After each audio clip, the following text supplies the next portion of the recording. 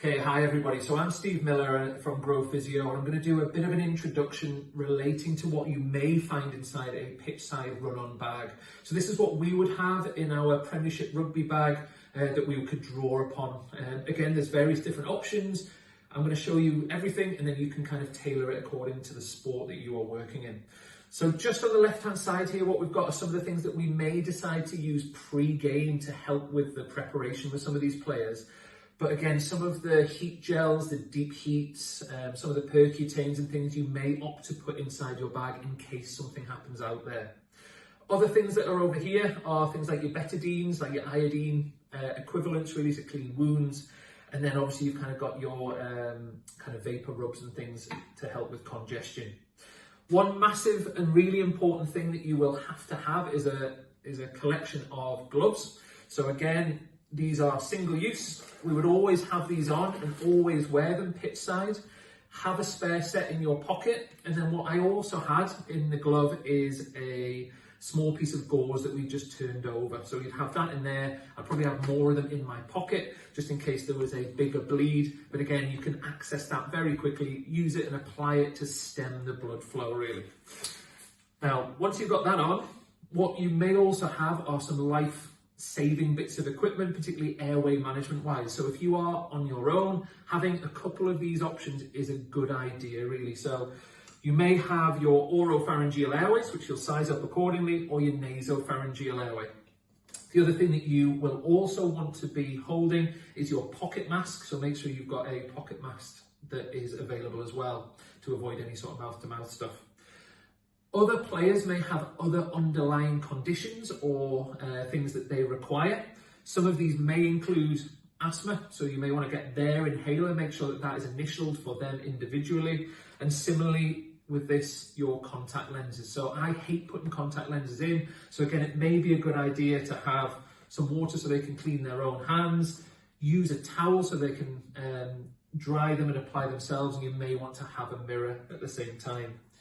You may have some diabetics in your team or people who are really lacking any sort of energy levels, but again, these energels are an excellent option for quickly restoring kind of glucose levels with people.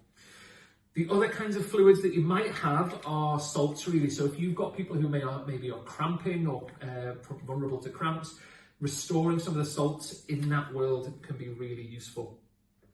Then clearly we've got the dispensables. So things like your taping options are really useful. So you may have your rigid tapes. What I would do with every single bit of tape is almost unravel the end. So you can see that when you get a new set of tape, what you will find is that it's a bit awkward to get. Even without gloves, it's quite tricky.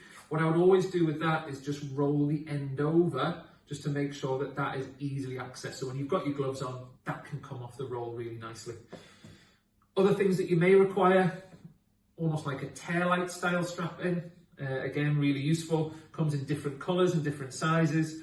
And then the other thing that you may have are your sort of EAB strapping. So again, you can see, because the bag is prepped, we've pre-rolled over this and it comes off the roll really nicely. The other thing in relation to that, which are really useful, are small bags. So you could just use sandwich bags. These are official sort of ice bags, if you like, that we use. But again, you can put the tape in. So if the weather isn't very good, the worst thing that can happen is you open your bag up and not everything's absolutely drenched. So again, you can kind of segregate your bag accordingly, depending on what you want in there. The other things that you may have are like a petroleum jelly or sort of Vaseline equivalent for any of the sort of superficial wounds and things. Apply it with a clean glove, get rid of that glove and go from there. Other things that we may carry in relation to sort of cryotherapy sort of style treatment, so you sort of freeze gels, just to kind of get on top of acute injuries that way. I think that is pretty much what you would have. Just make sure you've got plenty of spares within your bag so you don't run out of whatever it is that you need. But hopefully that gives you a pretty good refresher in terms of what we would carry within our bag. You don't have to carry something as big as this. You may opt for like a bum bag. You may have a satchel over your side, whatever it is that you feel is the most comfortable and how much stuff you need. We needed loads in rugby union world, so we always opted with this. And all these products were from Physique, an excellent resource for us at Newcastle Falcons. But thanks for watching, and I'll catch you all again soon.